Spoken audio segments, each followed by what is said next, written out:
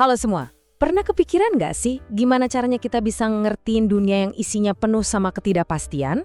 Mulai dari ramalan cuaca, sampai kesempatan menang undian, statistika tuh ngasih kita alat buat ngukur itu semua.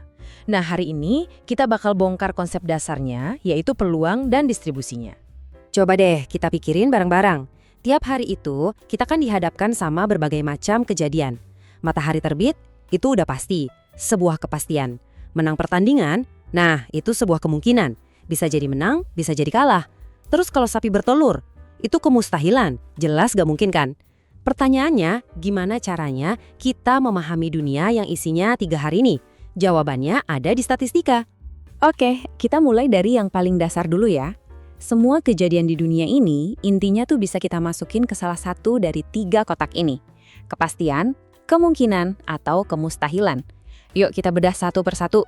Pertama, ada kepastian. Ini adalah hal-hal yang udah pasti banget bakal terjadi. Contohnya, ya semua manusia suatu saat pasti akan meninggal.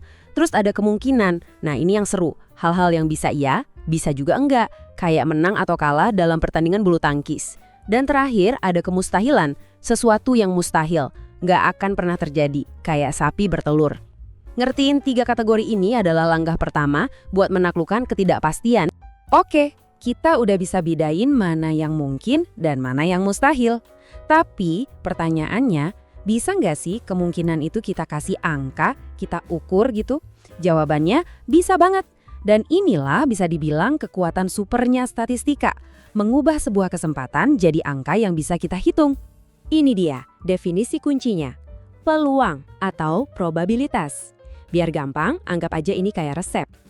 N kecil yang di atas itu adalah jumlah kejadian yang kita harapkan, sementara N besar yang di bawah itu adalah semua kemungkinan kejadian yang ada.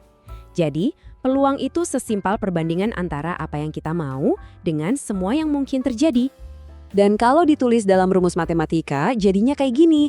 PA sama dengan N dibagi N. PA itu artinya peluang kejadian A, N itu jumlah hasil yang kita mau, dan N itu total semua kemungkinan. Simpel kan? Rumus kecil inilah yang jadi kunci buat ngerti dunia peluang. Coba bayangin ada sebuah garis. Angka peluang itu selalu ada di antara 0 dan 1. Kalau nilainya 0 di ujung paling kiri, itu artinya kemustahilan. Nggak akan pernah terjadi, titik. Sebaliknya, kalau nilainya 1 di ujung paling kanan, itu adalah kepastian 100% pasti terjadi.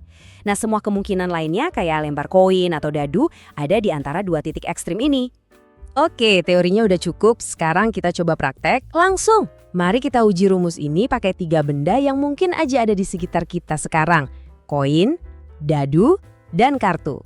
Yuk kita lihat tabelnya. Kalau kita lempar koin, kita pengen dapat sisi angka. Kan cuma ada 1 sisi angka dari total 2 sisi, jadi peluangnya 1/2. Kalau dadu, kita mau dapat angka 2. Cuma ada 1 sisi angka 2 dari total 6 sisi, jadi peluangnya 1/6. Terakhir, kartu. Ada 13 kartu hati dalam satu set yang isinya 52 kartu.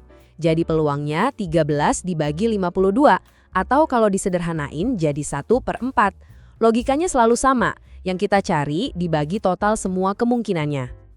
Oke, ngitung peluang satu kejadian itu emang keren. Tapi itu tuh kayak kita cuma ngelihat satu pohon di tengah hutan yang luas banget. Gimana kalau kita mau lihat seluruh peta hutannya? Gimana caranya kita memetakan semua kemungkinan hasil yang ada sekaligus? Nah, untuk itu kita harus naik level. Selamat datang di dunia distribusi peluang. Kalau tadi peluang itu ibarat foto close up dari satu kejadian, nah, distribusi peluang ini kayak foto panorama yang nunjukin seluruh pemandangan kemungkinannya.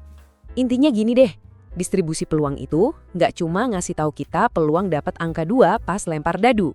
Tapi, dia ngasih tahu kita peluang dapat angka 1, angka 2, angka 3, 4, 5, dan 6, semuanya dalam satu paket informasi. Jadi, ini tuh kayak daftar lengkap semua kemungkinan, plus seberapa besar peluang masing-masing kejadian itu. Dari semua jenis distribusi yang ada satu nih yang jadi primadonanya. Dia muncul di mana-mana, dari alam sampai ilmu sosial. Yuk, kita kenalan sama sang bintang utama, distribusi normal. Nah ini dia nih si kurva lonceng yang terkenal itu. Distribusi normal atau kadang disebut juga distribusi Gaussian, bentuknya itu selalu simetris. Maksudnya, sebagian besar data itu ngumpul di tengah-tengah. Dan makin jauh dari tengah, makin jarang datanya ditemuin. Pola ini umum banget, mulai dari tinggi badan manusia, tekanan darah, sampai skor IQ, semuanya cenderung membentuk kurva lonceng kayak gini. Terus kenapa sih distribusi ini penting banget? Soalnya dia itu ibarat tulang punggungnya statistika inferensial. Ini adalah alat yang bikin kita bisa mengambil sampel kecil, misalnya kita cuma survei 1.000 orang. Tapi dari situ kita bisa bikin prediksi yang cukup akurat tentang jutaan orang lainnya. Keren kan? Itulah kekuatannya. Jadi kita udah lihat gimana statistika itu mengubah ketidakpastian jadi angka yang bisa diukur. Mulai dari peluang 50/50 di lemparan koin, sampai ke pola kurva lonceng yang bisa memprediksi banyak hal di sekitar kita. Sekarang giliran kamu. Coba deh perhatiin sekeliling. Di mana aja kamu ngelihat aturan peluang ini bekerja di dunia kamu. Mungkin pas lihat ramalan cuaca, peluang di pasar saham, atau bahkan sesimpel pas mutusin mau bawa payung atau enggak. Peluang ada di mana-mana. Terima kasih udah nyimak.